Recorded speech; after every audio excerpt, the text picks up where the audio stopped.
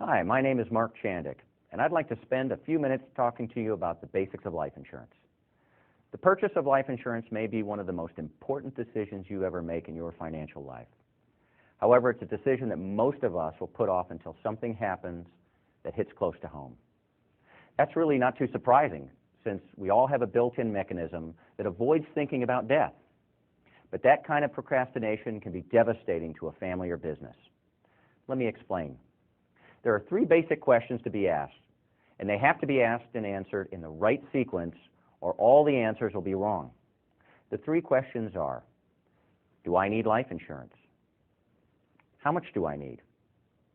What kind should I buy? Let's take them one at a time. First, do I need life insurance? The quick and easy answer is if someone will suffer financially when you die, you need life insurance. That could mean your family, perhaps aging parents, or maybe even your business partner and employees. Sometimes we might be inclined to say, well, they'll be okay, and maybe that's true. But it's important to remember that we don't get a chance to change our minds once we're gone. We need to face reality while we can do something about it. The second question is, how much should I have? Some experts recommend a rule of thumb that runs anywhere from 5 to 20 times your annual income. Obviously, with that kind of spread, the rule of thumb isn't very helpful. So how do you determine if you need $100,000, $250,000, $500,000 or more in life insurance coverage? The best way to figure out what you need is to have an insurance professional conduct what's called a financial needs analysis.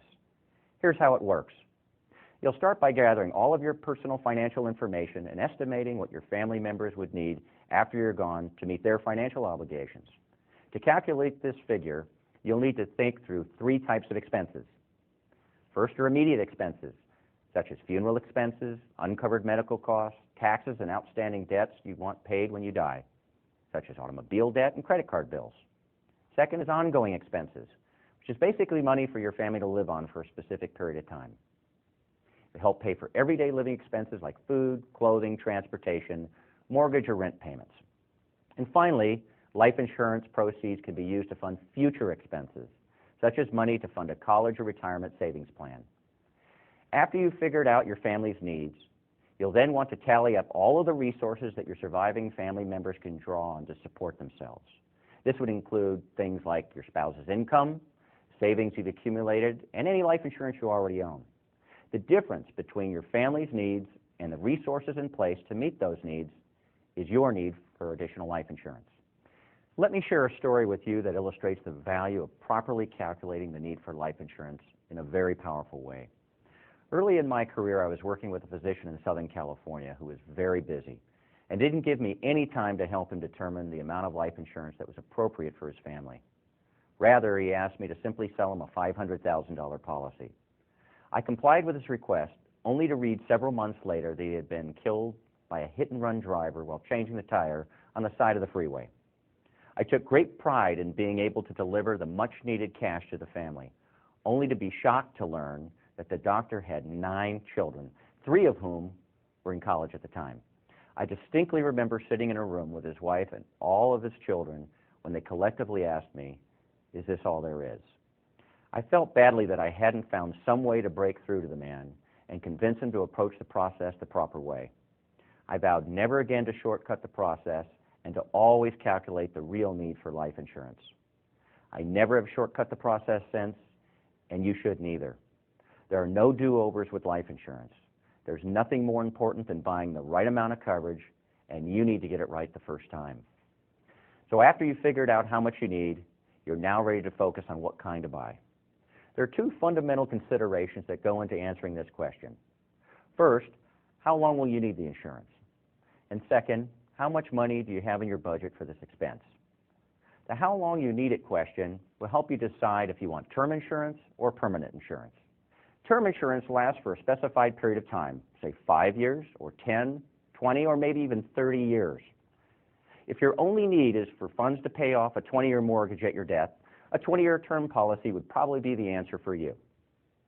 Or if you're concerned about providing funds to take care of your aging parents in their later years, a 5 or 10-year term policy might do the job. The shorter the period of time the policy lasts, the lower the premium.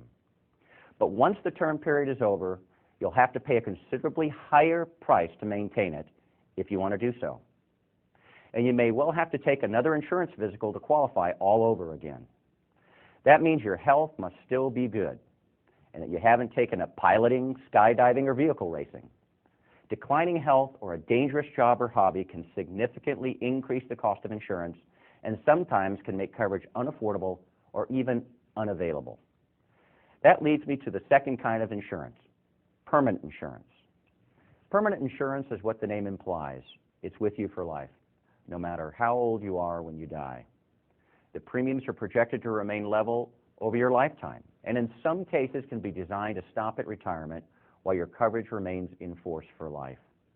Permanent policies build a cash surrender value that is available if needed in the event of emergencies, opportunities, or college for the kids. Of course, these benefits come with a price. The initial premium for permanent insurance is 3 to 10 times higher than it is for an equivalent amount of term insurance. So if your budget is limited, be sure you buy as much as you need, even if it's all term insurance. But if you have some room in your budget, it usually makes sense to include some permanent insurance in your program. And as time goes on, it will probably make sense to convert some of your term insurance to permanent insurance. You know, one of the biggest mistakes I see my clients make is underestimating how long they'll need life insurance. This was painfully true immediately for many after the dot-com bubble burst in 2000. All of a sudden, you had people who experienced a significant loss in their retirement assets, and they were no longer able to retire on time.